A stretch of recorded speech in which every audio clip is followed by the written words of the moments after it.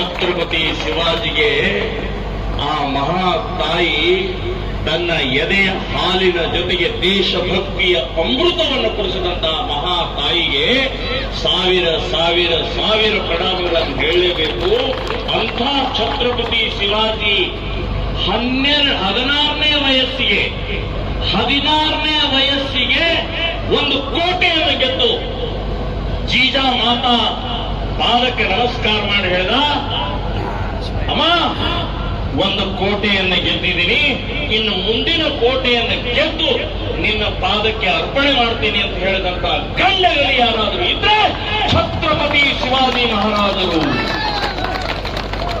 400 ಕೋಟೆಗಳನ್ನು ಗೆದ್ರು, ಹಿಂದಿನ ಸ್ವರಾಜ್ಯವನ್ನು ಸ್ಥಾಪನೆ ಮಾಡಿದರು. ಒಬ್ಬ ವ್ಯಕ್ತಿ, ಒಬ್ಬ ಮಹಾ ತಾಯಿಯ ಪ್ರೇರಣೆಯಿಂದ ಏನೇನಾಗುವ ಇದು ನಮ್ಮ ಇತಿಹಾಸ ಇದೆ.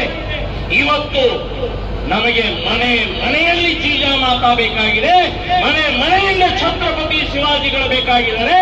ಈ ದೇಶದ ರಕ್ಷಣೆಗೋಸ್ಕರ, ಈ ಧರ್ಮದ ರಕ್ಷಣೆಗೋಸ್ಕರ, ನಮ್ಮ ಗೋಮಾತೆಯ ರಕ್ಷಣೆಗೋಸ್ಕರ ಅಂತ ನೆನಪಿಟ್ಕೊಳ್ಳಿ.